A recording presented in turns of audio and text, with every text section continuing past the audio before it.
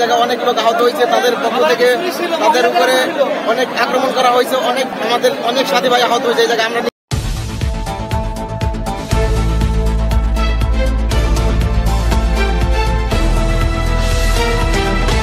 নুরাল পাগলার দরবারে হামলা সরকারের দুর্বলতা ও দায়মুক্তি, বলছে বিস্তারিত। বাংলাদেশে ধর্মের নামে জীবিত কিংবা মৃত মানুষ পোড়ানোর ঘটনা এবারই নতুন নয়।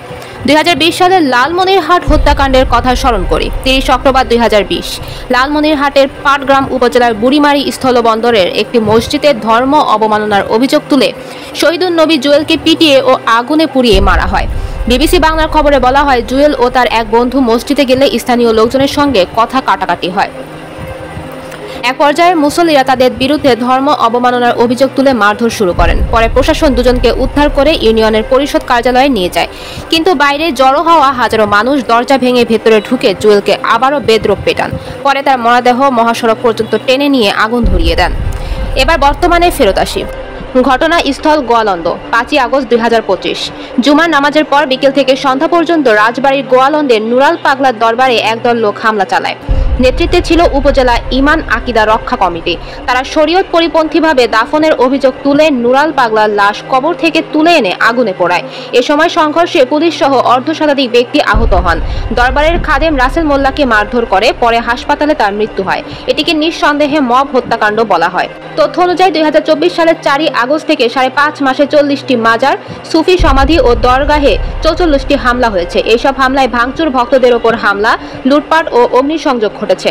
অন্তর্বর্তী সরকারের প্রেস উইং জানিয়েছে, প্রতিটি ঘটনায় আইনি ব্যবস্থা নেওয়া হয়েছে এবং 23 জনকে গ্রেপ্তার করা হয়েছে। কিন্তু লক্ষণীয় বিষয় হলো, এতগুলো ঘটনায় অসংখ্য ভিডিও ফুটেজ থাকা সত্ত্বেও মাত্র 23 জনকে গ্রেপ্তার করা হয়েছে।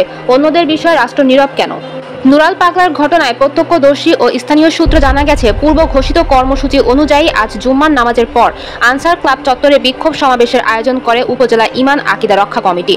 কর্মসূচিতে একদল লোক শাবল, বড় হাতুড়ি ও লাঠি সোটা নিয়ে হাজির হয়। এ সময় উপস্থিত আলেম, ওলামা ও আইন শৃঙ্খলা রক্ষাকারী বাহিনী তাদের নিবৃত্ত করার চেষ্টা করলেও ওই লোকজন মিছিল নিয়ে নুরুল হকের বাড়ির দিকে রওনা হন। এ সময় পুলিশের 2টি গাড়ি ও উপজেলা নির্বাহী কর্মকর্তার গাড়ি ভাঙচুর করা হয়। প্রত্যক্ষদর্শী কয়েকজন জানান, মিছিল নিয়ে প্রথমে নুরুল হকের আস্তানার ভেতরে প্রবেশের চেষ্টা করে। তখন দরবারের লোকজন ইট পাটকেল ছুড়ে প্রতিরোধের চেষ্টা করলে অপর পাশ থেকেও ইট পাটকেল ছোড়া হয়। এক পর্যায়ে কয়েকশো লোক দেয়াল টপকে ভেতরে ঢুকে দরবারে হামলা চালান। এ সময় ভক্তদের কয়েকজনকে বেদরক পেটানো হয় এবং নুরুল হকের বাড়িতে ভাঙচুর চালানো হয়। পরে নুরুল হকের লাশ কবর থেকে তুলে ঢাকা খুলনা মহাসড়কের গোয়ালন্দ বাস স্ট্যান্ডের অদূরে পদ্মার মোড় এলাকায় নিয়ে পুড়িয়ে দেওয়া হয়। হামলায় উভয় পক্ষের অন্তত অর্ধশত লোক আহত হন। পরে পুলিশ, র্যাব ও সেনাবাহিনী পরিস্থিতি নিয়ন্ত্রণে আনে। গোয়ালন্দ উপজেলা স্বাস্থ্য কমপ্লেক্সের চিকিৎসা কর্মকর্তা কৌশিক কুমার দাস বলেন, প্রত্যেকের শরীরে ইট পাটকেল, লাঠি ও ধারালো অস্ত্রের কোপের আঘাতের চিহ্ন আছে।